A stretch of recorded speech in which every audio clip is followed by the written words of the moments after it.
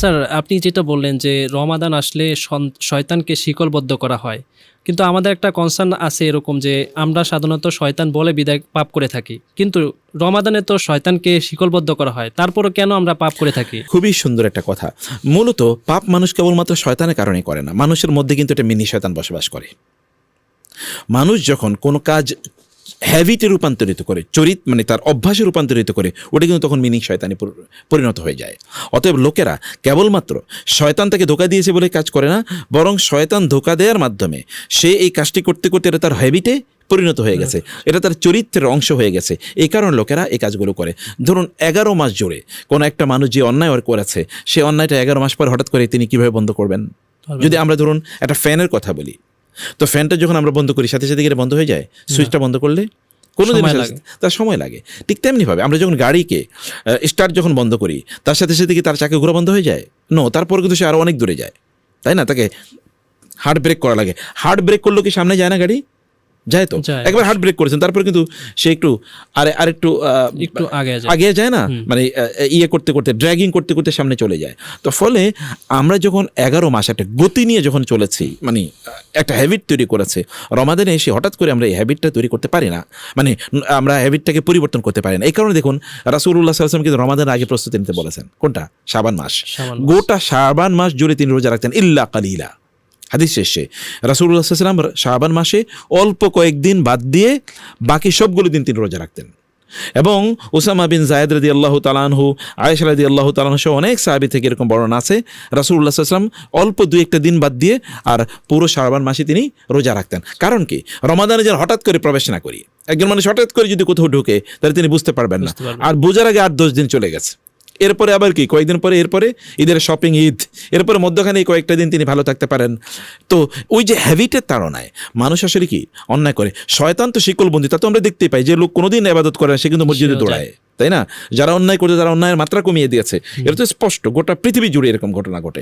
ফলে শয়তান না থাকলেও মানুষের তার হ্যাবিটের কারণে কাজ করে। 2 নম্বর বিষয় হচ্ছে যে লোকেরা তাদের এনভায়রনমেন্টের কারণে এই কাজটা করে। আমার পরিবেশটা, আমি সারাদিন বাসায় সিনেমা বাজাই, গান বাদ্য বাজাই, আমার বাসায় ডোল তবলা আমি বাজিয়ে রাখলাম, অথবা যেই পরিবেশে আমি যাই সেখানে ছেলে এবং মেয়ে, সেখানে তাদের মানে অবাধ মেলামেশা আছে, মানে এরকম যদি কোনো একটা পরিবেশে যাই, তাহলে ওই পরিবেশ কি শয়তান না?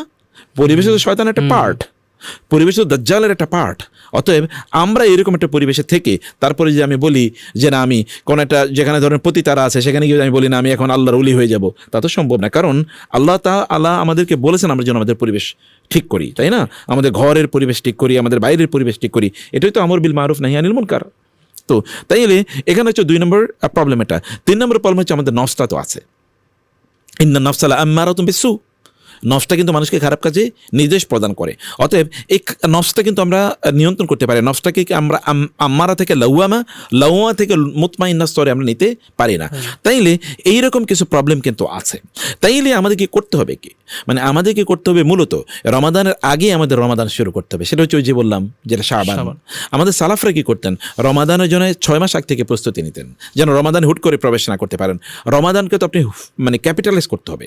রমাদানে যত ভার্চু আছে, রমাদানের যত ধরনের মানে সুযোগ আছে, এগুলো সব আমাদেরকে গ্রহণ করতে হবে না? তো গ্রহণ করার জন্য আমাদেরকে প্রস্তুতি নেওয়া লাগে। পরীক্ষার হলে গিয়ে কি আমি বলতে পারি যে আমি আজকে পরীক্ষা দেবো? তার 6 মাস আগে, 1 মাস আগে, 2 মাস আগ থেকে আমাকে প্রস্তুতি নেওয়া লাগে। দীর্ঘদিন পর্যন্ত পড়া লাগে। অনার্সের জন্য 4 বছর পড়া লাগে, মাস্টার্সের জন্য 1 বছর পড়া লাগে, আমাকে এসএসসি এইচএসসির জন্য 2 বছর পড়া লাগে। এই যে পড়ার যে বিষয়টি আমরা বলছি, এটা মানে হচ্ছে আমার ফাইনাল ইয়ের জন্য আমি প্রস্তুতি নিচ্ছি। রমাদানও কিন্তু এরকম একটা পরীক্ষার মাস, যে আমি আল্লাহ তাআলা আমাদের জন্য এরকম এনভায়রনমেন্ট তৈরি করার পর শয়তানকে বন্দি করে রাখলেন, জান্নাতের দরজা খুলে দিলেন। এরপরে যদি আমি জান্নাতে না যেতে পারি, দরজা খোলা, তাহলে এই দোষ কার? জাহান্নামের দরজা বন্ধ, আমি যদি দরজা ভেঙে জাহান্নামে প্রবেশ করি, এই দোষ কার? তখন সব দোষ কি শয়তানকে আমি দেখব? শয়তান তো আমি আমার নিজের, ওই যে বলেছি ভেতরে মিনি শয়তান আমরা তৈরি করেছি। এই মিনি শয়তান তখন আমাদেরকে কাজ করতে বাধ্য করে। আর আশপাশে তো আরো শয়তান আছেই, কারণ আল্লাহ তাআলা কিন্তু শয়তান বলতে কেবল জিনের শয়তানের কথা বলেন নাই, তিনি কি বলেন নাই মিনাল জিন্নাতি ওয়ান নাস। শয়তান কয় প্রকার? 2 প্রকার। মানুষের মধ্যে থেকে শয়তান আছে, শায়াতিনাল জিন্নি ওয়াল ইনসি ইউহুনা বা'দুহুম ইলা বা'দিন যুখরুফাল কওলি গুরুরা। আল্লাহ তাআলা কোরআনে বলেছেন শয়তান 2 প্রকার, একটা হলো মানুষ শয়তান, একটা হলো জিন শয়তান। তো মানুষ শয়তানগুলো তো আছে অলরেডি।